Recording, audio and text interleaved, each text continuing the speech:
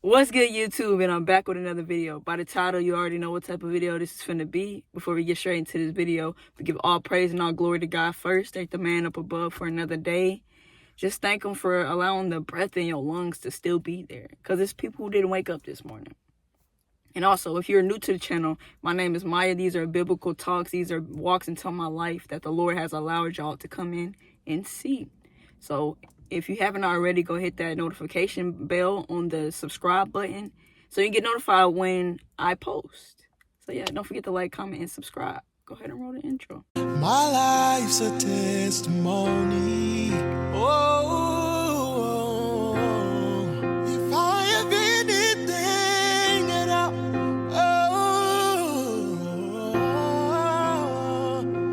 no one else. Now let me be real honest with you guys. I do not feel like recording this video. And half of the time I don't feel like recording the videos that I do record for you guys. But I do it out of obedience for God. And I know that somebody needs the word. So today, this is kind of different. So a couple weeks ago, I watched the movie Thunderbolt, which is a Marvel movie. And don't get on me if you're a DC fan. I'm also into DC movies and TV shows also. But I watched Thunderbolts. The meaning and how well written the movie was for people who had like mental illness and who battled with depression and feeling like they were lost and stuff like that. The movie was written well. I wrote the notes down after I got done watching the movie. The movie tells a story about people who have been thrown away or felt thrown away by life. They're battling depression, darkness, shame, guilt, and regret. They feel unworthy, trapped by their own past, and blinded by what the world has told them they are. But healing begins when you come face to face with darkness inside you. Only then can you truly see the light that has been there all along. The biggest battle you'll ever fight is the one that's within yourself. And you're not meant to fight that alone. God never designed us to walk through life by ourselves. And that's why he gave us other people to walk with us. The fight that we face isn't a physical one. It's a spiritual battle. The one that the Lord fights for us and with us. And sometimes the version of us that's stuck in the darkness just needs to be reminded that they are loved. That's the love Christ offers, a love that fills the void we try to cover with liquor, pills, and distractions. Those things only numb the pain for a moment, but true healing begins when you walk through the fire and come out to the other side. She didn't want to die. She wanted to live. She got tired of running from the darkness, so she went through it because she knew that the light was on the other side of it. And boy, that is a word. That is a word. To truly heal, to truly be set free, you have to come face to face with the things that you're running from. You have to come face to face with the darkness that's inside of you. I think I got tired of running from it. I got tired of feeling the pain that I felt. I got tired of going over it. I got tired of just not seeing the light in things. And when you actually come to that point in your life, that's when healing truly begins. Most of the time, when bad things happen to us, we turn to distractions. We turn to liquor, pills, or we try to get into that hustle mindset to, okay, let me go do this so I don't have to pay attention to whatever is going on in my life. But I know personally that when you are alone in your room, that you feel everything that you felt before. And 9 times out of 10, we try to cover that with many things in the world. The only thing that can fill that void that's inside of you is the love of Christ, is knowing Christ. It's because that void is his. You can't feel something that doesn't belong. It's just going to keep leaking. But when you fill it with Christ, it's fulfilled because it was his to begin with. This isn't to disregard anybody that's going through these things. Trust me, I get it. Life is hard. It's hard. And it's even harder trying to go through life by yourself when you have nobody to lean on. But Christ is always there. His door is always open. It's your door that's closed.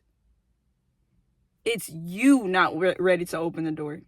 Christ is always open to get to know anybody if they want to come, but not until you actually want it. He's a gentleman.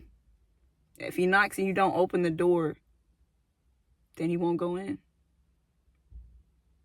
And it's all to say that all these things that we go through, depression, guilt, shame, all of that things came with sin. When sin entered the world, all of these bad things entered with it. It was crazy, right? That I used to think only death came with sin. But that's not true. When sin entered the world, it gravitated a whole lot of things, including death itself. But every bad thing that you feel is because of sin.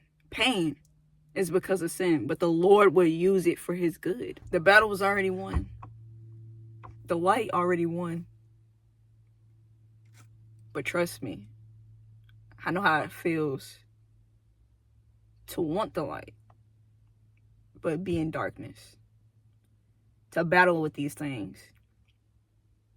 And everything here seems to be 10 times bigger. And for those people, I would vouch for you to go get help. Go see a therapist. Go talk to a brother and sister in Christ. Go talk to anybody who's willing to reach their hand out for you and try to help you and pull you out of it. Sometimes we can't fight it alone. We're not really supposed to. That's exactly why he gave us other people here. You know? It's a lot of things that I want to touch on. Not feeling like you belong here. I want to touch on that. In the movie, all of these characters are people who had been disregarded or, messed up in the world. And they were considered, I would say, washed out and no good, right? They messed up. They did bad things. And this is an example of how the world will treat you after you mess up and do bad things. But redemption,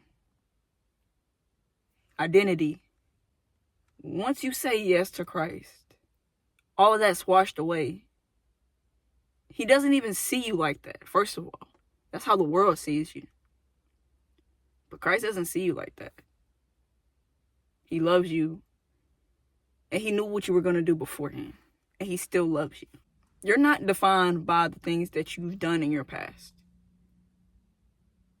You know what you are defined by? The choices that you make now. What you choose to do with your life now. That's what defines you. You define yourself. The choices that you make define you. Not what the world says about you. The world doesn't know you.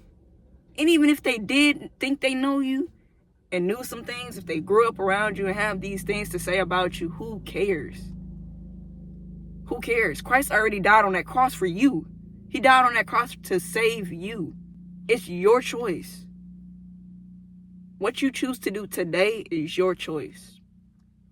Now, are you going to believe what the world says about you? Or are you going to believe what the Father in heaven says about you? And he knows you inside and out. And remember this. He still got on that cross for you.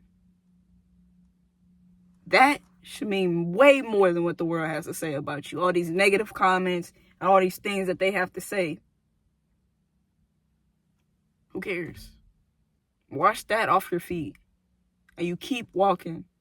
Because you got somewhere to be. You got a Father in heaven who is calling you to walk to him. Keep walking. The guy in the movie, right? He was depressed. And he had all these things going on in his life. And he turned to darkness.